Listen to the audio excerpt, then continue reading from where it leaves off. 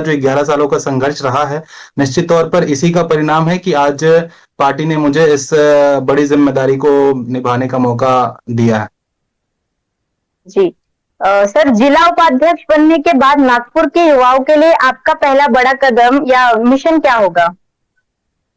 निश्चित तौर पर हमने लगातार पिछले कई वर्षों में युवाओं के लिए, नागपुर के युवाओं के लिए आंदोलनात्मक विषय हो, उनके शैक्षणिक विषय हो या उनके कैरी ऑन का विषय हो। पिछले भी कुछ वर्ष पहले आपने देखा होगा कि कैरी ऑन का विषय बहुत महत्वपूर्ण था, जो कि आरटीए ने लागू करके निरस्त करके पूरे छात्रों को धोखे में रखने का काम किया था, जिसको लेकर के हमने बहुत बड़ा संघर्ष किया था और इस तरह का संघर्ष निरंतर ही जारी रहेगा। और नागपुर जो है देश के एजुकेशन हब की तरह हम निश्चित तौर पर देखते हैं, साथ ही लॉजिस्टिक हब की तरह भी हम देखते हैं।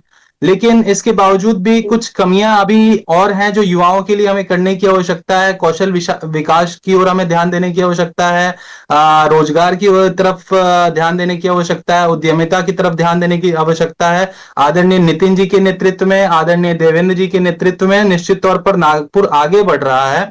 नागपुर एजुकेशन हब बन रहा है, लॉजिस्टिक हब बन रहा है। हमने नागपुर के इंफ्रास्ट्रक्चर को पूरी तरीके से हमने देखने का काम किया है कि किस प्रकार से आदरणीय देवेंद्र जी के नेतृत्व में, नितिन जी के नेतृत्व में, जो नागपुर कभी पिछले कई वर्षों से लगातार केंद्र में रहा है, उसके विकास की गति को बढ़ाने का यदि किसी ने काम किया है तो हमारे नेता आदरणीय नितिन जी और देवेंद्र जी ने करने का काम किया है। और इसी लक्ष्य को हम आगे युवाओं तक लेकर जाने वाले हैं। उनके द्वारा किए गए कार्यों को हम उन्हें बताने वाले हैं और युवाओं के उद्योग के लिए, उनके शैक्षणिक व्यवस्थाओं के लिए और साथ ही उनकी उद्यमिता के स्टार्टअप जिसे हम कहते हैं, इन सारे विषयों में जिस प्रकार से भी युवा मोर्चा के माध्यम से संभव हो पाएगा, ये सारे काम हम करने का काम करेंगे।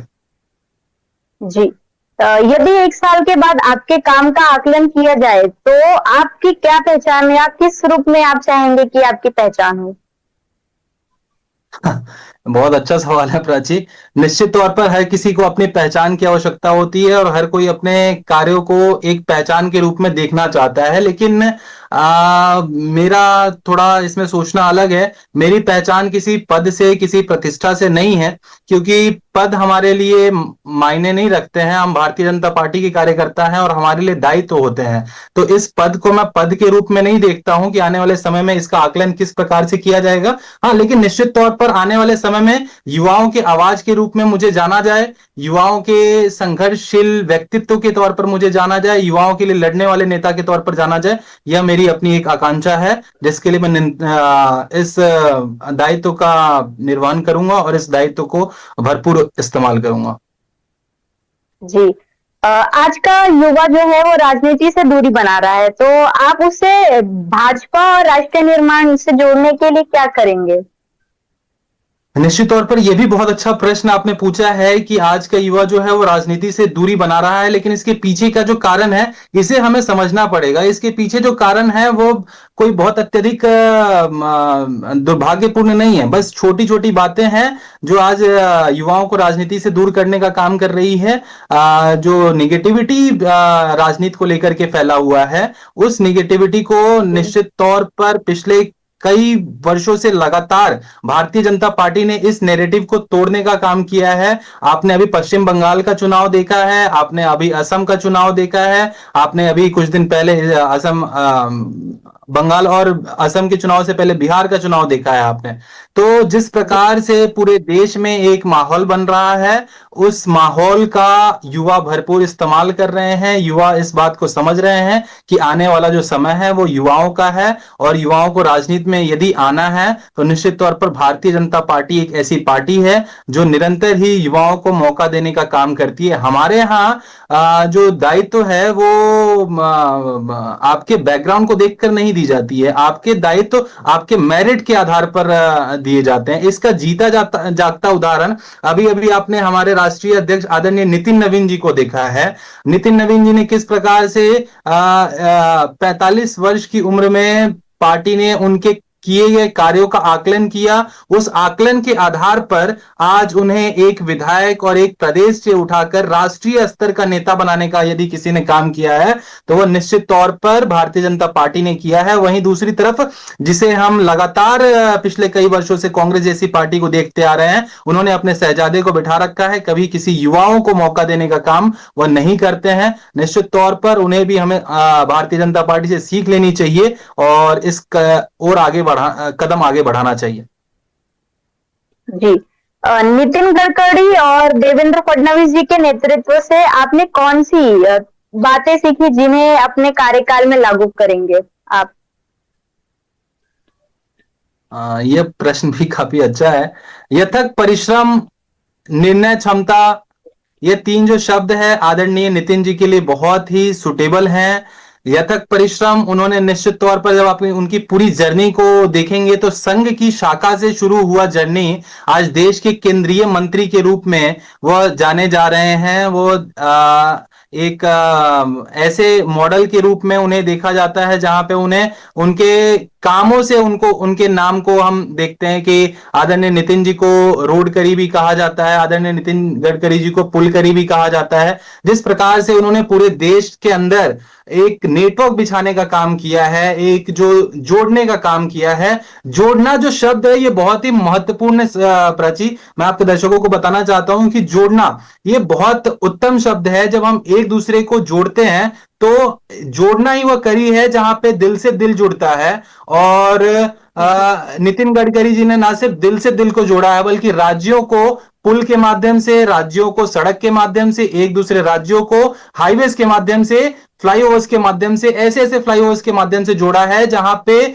कभी हमारी दूरी 12 घंटे 14 घंटे हुआ करती थी, उसे 5-5 घंटे 3-3 घंटे करने का काम किया है आदरणीय नितिन गडकरी जी ने। तो नितिन गडकरी जी से यह सीखने लायक है। वहीं अगर मैं देवेंद्र फडणवीस जी की बात करूं तो निश्चित तौर पर देवेंद्र फडणवीस जी संयम, परिश्रम, ये जो शब्द हैं उनके लिए बहुत ही व्यापक हैं। जिस प्रकार से उन्होंने हर परिस्थिति में, परिस्थिति चाहे जितनी भी गंभीर हो, उन सभी परिस्थितियों में आदरणीय देवेंद्र जी ने संगठन के प्रति कभी भी इस बात का बिना विचार किए कि आने वाले समय में किस प्रकार से क्या होने वाला है, विधि क्या व्यतीत करने वाली है, इसकी बिना चिंता किए हुए उन्होंने धैर्य रखा। धैर्य रखकर निश्चित तौर पर इंतजार किया। इंतजार कर कर हमने उनके पिछले जर्नी को हमने उनके देखने का काम किया कि किस प्रकार से आदरणीय देवेंद्र फडणवीस जी को उप मुख्यमंत्री बनाया गया। इसके बावजूद भी पार्टी के आदेश को उन्होंने मानते हुए उप मुख्यमंत्री का पद भार कोई बहुत ही शालीनता पूर्वक इस बात को समझते हुए कि महाराष्ट्र की जनता का भला करना है, महाराष्ट्र की जनता के लिए हमें काम करना है। तो पद और गरिमा जो हमने बार बार जिस शब्द का हम इस्तेमाल कर रहे हैं पद, तो यदि पद की बात होती तो आदरणीय देवेंद्र फडणवीस जी ने भी सोचा होता कि मैं एक मुख्यमंत्री होते हुए अब उप मुख्यमंत्री का दायित्व कैसे लूं। तो निश्चित तौर पर भारतीय जनता पार्टी में भारतीय जनता पार्टी के कार्यकर्ताओं के लिए पद कोई बहुत महत्वपूर्ण विषय नहीं है। हमारे लिए संगठन के कार्य, संगठन का विस्तार ही हमारे लिए महत्वपूर्ण विषय है। फिर चाहे वो हमें बूथ स्तर पर काम करके संगठन का विस्तार करना हो या हमें राष्ट्रीय स्तर पर संगठन काम करने के लिए, विस्तार करने के लिए कहे, हम निश्चित तौर पर एक कार्यकर्ता के रूप में काम करते हैं। और यही हमारे शीर्ष नेतृत्व आदरणीय देवेंद्र फडणवीस जी हो, आदरणीय नितिन जी हो, आदरणीय नरेंद्र मोदी जी हो, आदरणीय अमित शाह भाई हो, आदरणीय योगी आदित्यनाथ जी हो, ऐसे जो तमाम बड़े लीडर्स हैं, इन्होंने त्याग और परिश्रम से तो सीखने की जो श्रृंखला है हमारे भारतीय जनता पार्टी में वो बहुत बड़ी है। किसी एक नेता और किसी दो नेता से सीखने की आवश्यकता हमें नहीं है। निश्चित तौर पर भारतीय जनता पार्टी के प्रत्येक शीर्ष नेतृत्व के कार्यकर्ता, जो शीर्ष नेतृत्व के जो नेता हैं, वो हम सभी कार्यकर्ताओं के लिए प्रेरणा है। और उस प्रेरणा स्थान में सर्वोपरि हमारे नाम आता है आदरणीय नितिन गडकरी जी का, आदरणीय देवेंद्र फडणवीस जी का, आदरणीय योगी आदित्यनाथ जी का, नरेंद्र मोदी जी का। तो ये सारे नेता ही हमारे लिए प्रेरणा स्थान है। जी। आपको ये जिम्मेदारी एक ऐसे समय में मिली है जब महाराष्ट्र की राजनीति में बहुत तेजी से बदलाव आ रहा है, तो ऐसे में आपकी सबसे बड़ी चुनौती क्या है होगी? या निश्चित तौर पर ये जो अभी बदलाव पूरे महाराष्ट्र में चल रहा है, या हम अलग अलग तरह के न्यूज देख रहे हैं, और जो ये नैरेटिव एक सेट करने का काम किया जा रहा है पूरे महाराष्ट्र में, पूरे देश में, जिस प्रकार की चुनौतियां हमारे सामने हैं, उन चुनौतियों से निपटने के लिए भारतीय जनता पार्टी की अपेक्षा युवा मोर्चा की तरफ रहती है, क्योंकि युवाओं में जोश होता है, युवाओं में कार्य करने की क्षमता, कार्य कुशलता बिल्कुल अलग होता है। तो निश्चित तौर पर वैचारिक स्पष्टता बनाना, समाज के अंदर जो विपक्षी पार्टियां हैं, उन पार्टियों के द्वारा फैलाए जा रहे भ्रम जाल को तोड़ना, उन भ्रम जालों से जनता को बाहर निकालना, जनता को सच्चाई से अवगत कराना, जनता को सरकार द्वारा जो धरातल पर जो काम किए जा रहे हैं, विकास कार्य जो किए जा रहे हैं, उन कार्यों को जनता तक पहुंचाना, समाज की अंतिम पंक्ति तक पहुंचाना, यही हमारा उद्देश्य है। और युवा मोर्चा के कार्यकर्ता होने के नाते इसी उद्देश्य को लेकर हम आगे बढ़ रहे हैं। क्या युवा मोर्चा के माध्यम से नागपुर में कोई बड़ा अभियान या जनसंपर्क कार्यक्रम शुरू होने की योजना है? निश्चित तौर पर अभी युवा मोर्चा ग्रामीण इस बारे में निर्णय कर रहा है। आदरणीय हमारे अध्यक्ष अनिकेत जी अंतुरकर से बात हमारी चल रही है इस विषय को लेकर के, कि किस प्रकार से युवा मोर्चा के कार्यकर्ताओं को धरातल पर उतार कर एक बड़े अभियान के तहत लगभग 1 लाख युवाओं को मतदार संघ से जोड़ा जाए, उनको किस प्रकार से आने वाले समय में राजनीति से जोड़ा जाए, इन सभी विषयों पर हमारा एक व्यापक चर्चा चल रहा है, और इस विषय को लेकर के हम काम कर रहे हैं। आने वाले समय में ये सारे विषय आपको कार्य करते हुए हमारे दिखाई देंगे। जी। आपके लिए पद बड़ा है या संगठन का कार्य? इस जिम्मेदारी को आप कैसे परिभाषित करेंगे? हमारे लिए पद कोई महत्व नहीं रखता है। पद जो विषय है, ये पद हो या दायित्व हो, ये आते जाते रहते हैं। निश्चित तौर पर आज जिला उपाध्यक्ष के तौर पे हूँ, कल जिला अध्यक्ष भी हो सकता हूँ, कल हो सकता है पार्टी कहे बूथ स्तर पर आपको काम करना है, पार्टी कहे राष्ट्रीय स्तर पर काम करना है, पार्टी कहे प्रदेश स्तर पर काम करना है। तो हमारे लिए संगठन का विस्तार महत्वपूर्ण है। इससे पहले हमने आदरणीय देवेंद्र फडणवीस जी का एग्जाम्पल लिया कि किस प्रकार से आदरणीय देवेंद्र फडणवीस जी ने संगठन के आदेश पर, संगठन ने जब उन्हें यह आदेश किया कि आप अब तक मुख्यमंत्री थे, अब आपको उप मुख्यमंत्री होना पड़ेगा, और उसको उन्होंने इतनी सहजता से स्वीकार किया कि आज हमारे लिए पद और इन सारे विषय का कोई विषय नहीं रह गया हमारे पार्टी में। निश्चित तौर पर सभी जो कार्यकर्ता हैं वो संगठन के विस्तार के लिए कार्य करते हैं, और आने वाले समय में हम भी संगठन के विस्तार के लिए ही काम करेंगे। संगठन बूथ स्तर पर काम करने के लिए कहे, राष्ट्रीय स्तर पर काम करने के लिए कहे, विधानसभा स्तर पर काम करने के लिए कहे, या राज्य स्तर पर काम करने के लिए कहे, हम एक कार्यकर्ता होने के नाते हमारा विषय सिर्फ कार्य करना है। हमारा विषय पद उन्नति, प्रतिष्ठा उन्नति, हमारे लिए संगठन का कार्य हमें किस प्रकार से बड़ा करना है, इस विषय पर ध्यान देना है। युवाओं को किस प्रकार से राष्ट्रवाद से जोड़ना है, इस विषय पर ध्यान देना है। राष्ट्र प्रथम की भावना जो भारतीय जनता पार्टी का स्लोगन है, उस विषय को लेकर जन जन तक कैसे पहुंचना है, ये हमारे लिए विषय है। राष्ट्रीयता हमारी प्राथमिकता है, पद हमारी प्राथमिकता नहीं। जी। यदि संगठन आपको इससे भी बड़ी जिम्मेदारी देता है तो आपका विजन क्या होगा?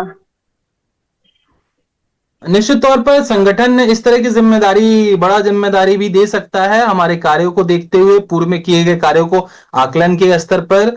तो विजन जो भारतीय जनता पार्टी के प्रत्येक कार्यकर्ता का विजन है, वही प्रशांत सिंह कश्यप का भी विजन होगा कि संगठन को बूथ स्तर से लेकर राष्ट्रीय स्तर तक किस प्रकार से मजबूती प्रदान करने में हम अपना योगदान किस प्रकार से दे सकते हैं, देश के युवाओं को राष्ट्रवाद से कैसे जोड़ सकते हैं, देश के युवाओं को प्रगति की ओर, जिस राष्ट्र को हमें बढ़ाना है, हम अपने प्रार्थना में कहते हैं राष्ट्रम प्रमो देलमो जस्त जादम तदमोस्मे देव उपसमंतु, अर्थात कि देश की उन्नति ही हमारा पहला कर्तव्य होना चाहिए। इस तरफ हम काम कर रहे हैं।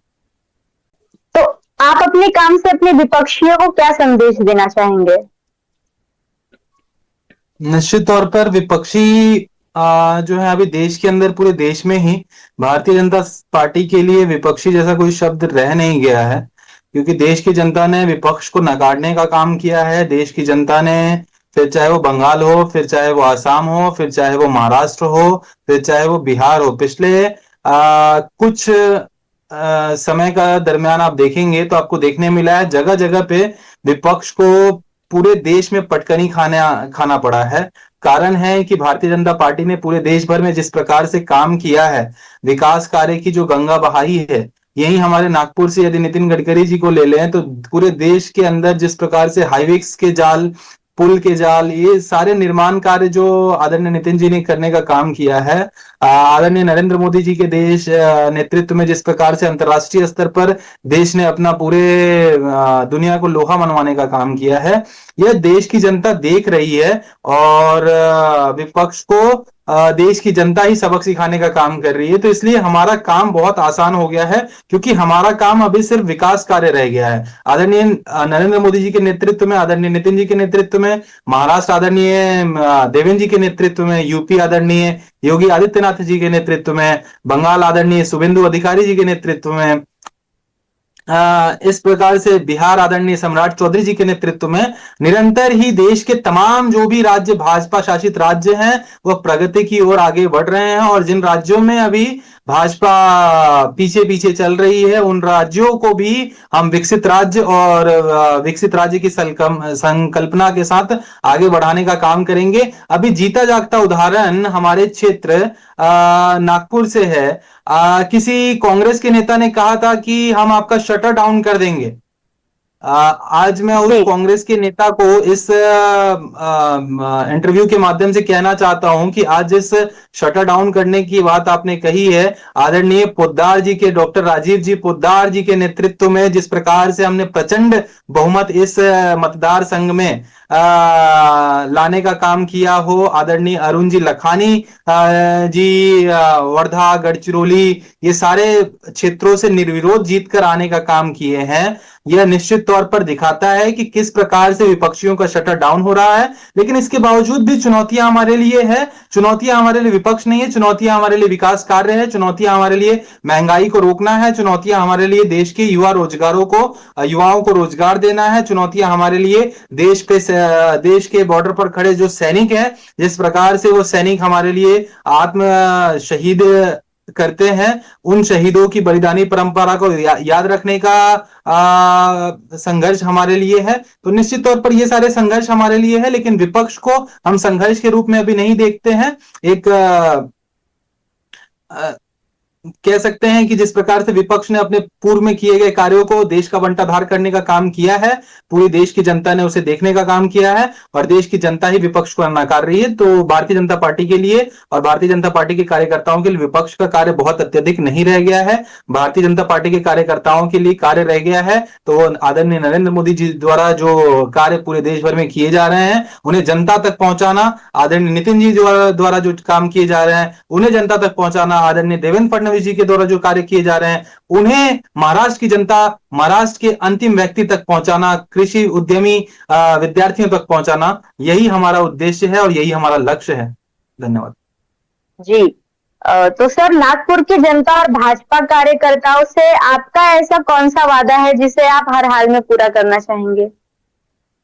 देखिए, युवा कार्यकर्ता होने के नाते युवाओं की अपेक्षा है और निश्चित तौर पर यूनिवर्सिटीज के माध्यम से अलग अलग समय पे जिस प्रकार से छात्रों को दिक्कतें जाती हैं, जिस प्रकार से युवाओं को रोजगार के लिए दिक्कत जा रहा है, जिस प्रकार से युवाओं को रोजगार के सुनहरे अवसर नहीं मिल रहे हैं, तो ये सारी चुनौतियों को हम अपने साथ अभी देख रहे हैं युवा मोर्चा के कार्यकर्ता होने के नाते। और युवाओं के रोजगार के ऊपर, युवाओं के खेलकूद की व्यवस्था और सुनिश्चित कैसे की जाए, ग्रामीण क्षेत्रों में खेलकूद की उचित व्यवस्था, मेट्रोपॉलिटन सिटीज में तो काफी सारे प्लेग्राउंड्स होते हैं, मेट्रोपॉलिटन सिटीज में काफी सारे ऐसी सुविधाएं होती हैं जहां पे बच्चों को उतनी असुविधाएं नहीं होती है जितनी कि ग्रामीण के बच्चों को होती है। तो निश्चित तौर पर ग्रामीण के बच्चों के लिए उस तरह की मेट्रोपॉलिटन सिटीज की जैसी व्यवस्थाएं हम कैसी खड़ी करा सकें, इसके लिए आदरणीय देवेंद्र जी से, आदरणीय नितिन जी से निश्चित तौर पर युवा मोर्चा आग्रह करेगा और युवा मोर्चा भारतीय जनता पार्टी के इन सारे कार्यों को कराने में सहयोग करेगा। यही हमारा अभी फिलहाल लक्ष्य है।